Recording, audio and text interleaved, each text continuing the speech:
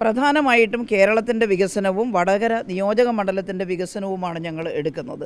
അതോടൊപ്പം തന്നെ നമ്മുടെ രാജ്യത്തിൻ്റെ മതേതരത്വവും ജനാധിപത്യവും സംരക്ഷിക്കുക എന്നുള്ളതും ഈ തെരഞ്ഞെടുപ്പിൽ ഏറ്റവും പ്രധാനപ്പെട്ട ഘടകമായി മാറും. വടകര പാർലമെൻറ്റ് നിയോജക മണ്ഡലം ഒരുപാട് വികസന സാധ്യതകളുള്ള മണ്ഡലമാണ്. നേരത്തെ ഇടതുപക്ഷ ജനാധിപത്യ മുന്നണിയുടെ MP-മാർ ഇവിടെ നിന്ന് പോകുന്ന സമയത്ത് ഉണ്ടായിട്ടുള്ള വികസനം കഴിഞ്ഞാൽ UDFിൻ്റെ പ്രതിനിധികൾക്ക് അത്തരത്തിലുള്ള വികസനം വടകര നിയോജക മണ്ഡലത്തിൽ കൊണ്ടുവരുന്നതിന് കഴിഞ്ഞിട്ടില്ല.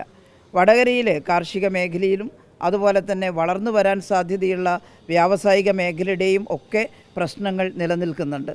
അതോടൊപ്പം തന്നെ പുതിയ തലമുറ ഏറ്റവും ഉന്നത വിദ്യാഭ്യാസം നേടി വരുമ്പോൾ അവരുടെ തൊഴിലവസരങ്ങളും അവരെ ഉപയോഗപ്പെടുത്തിക്കൊണ്ട് കേരളത്തിൻ്റെ വികസനത്തിന് ഉതകുന്ന രീതിയിലുള്ള സംരംഭകത്വങ്ങളും ഒക്കെ പ്രോത്സാഹിപ്പിക്കാൻ ഈ നിയോജക മണ്ഡലത്തിലുള്ള സാധ്യത അനന്തമാണ്.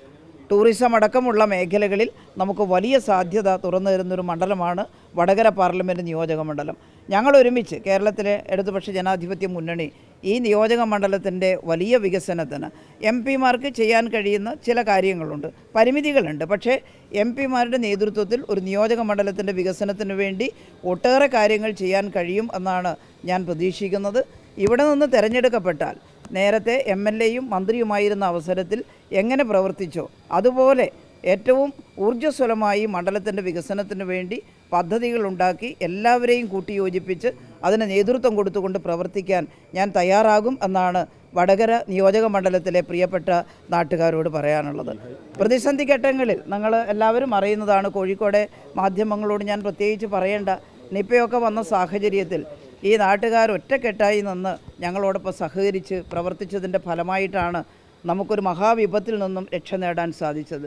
ആ നാട്ടുകാർ ഈ ഒരു പാർലമെൻറ്റ് തെരഞ്ഞെടുപ്പിലെ വലിയ പോരാട്ടത്തിൽ എന്നോടൊപ്പം നിൽക്കും എന്ന് ഞാൻ പ്രതീക്ഷിക്കുന്നു. ഇടതുപക്ഷ ജനാധിപത്യ മുന്നണി സ്ഥാനാർത്ഥിയായ എന്നെ വിജയിപ്പിക്കുന്നതിന് അവരെല്ലാം കൂട്ടാകും എന്നാണ് ഞാൻ പ്രതീക്ഷിക്കുന്നത്. ആ കേസ് കോടതിയുടെ മുമ്പാകെ ഒന്നാണ്. കോടതി വിധിയാണ് അതിനകത്ത് ഏറ്റവും പ്രധാനം.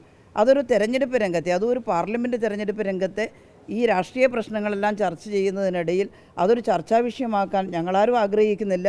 ഈ നിയോജക മണ്ഡലത്തിലെ ജനങ്ങളും അങ്ങനെ ഒരു ചർച്ചാ വിഷയമാക്കിയിട്ട് മാറ്റാൻ ആഗ്രഹിക്കുമെന്ന് കരുതുന്നില്ല. കോടതി വിധി അനുസരിച്ച് കുറ്റവാളികൾ ശിക്ഷിക്കപ്പെടണം. ഞങ്ങൾ കോടതി വിധിയെ മാനിക്കുന്നുവെന്ന് നമ്മുടെ സംസ്ഥാന സെക്രട്ടറി, CPM-ൻ്റെ സംസ്ഥാന സെക്രട്ടറി നേരത്തെ തന്നെ പറഞ്ഞിട്ടുണ്ട്. അത് കോടതിയും കേസുമായിട്ട് വരട്ടെ, കുറ്റവാളികൾ ശിക്ഷിക്കപ്പെടട്ടെ, ഞങ്ങൾക്കതിലൊന്നും ഒരു തർക്കവും ഇല്ല.